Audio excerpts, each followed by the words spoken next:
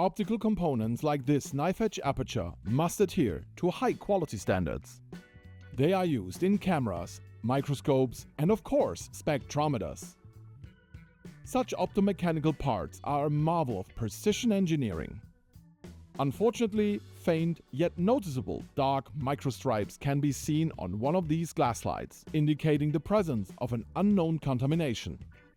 Whenever delicate optical components need troubleshooting, non-destructive chemical identification with an FTIR microscope is the optimal approach.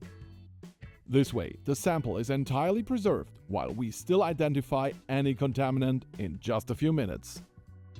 To demonstrate, we mount the contaminated glass slide on a suitable holder.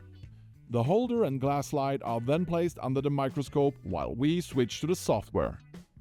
First, we inspect the surface for any contamination. It looks like we got some sort of residue on the glass.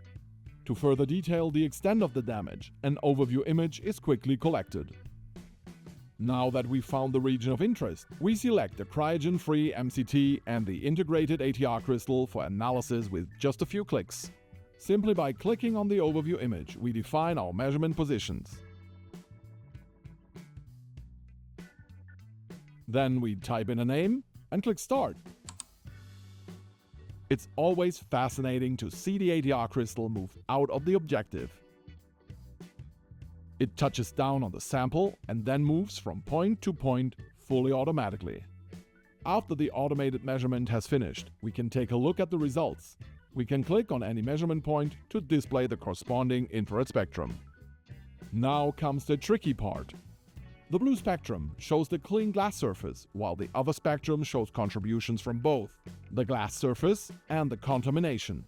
To isolate the contamination spectral fingerprint, we extract the spectrum of the clean glass and subtract it from the mixture spectrum.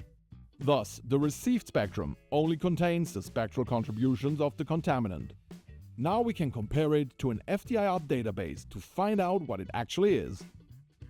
The contamination is identified as industrial oil, typically used in the machining process of these glass slides.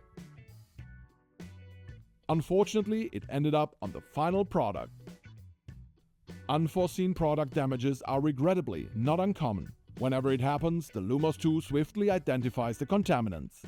Thank you for watching.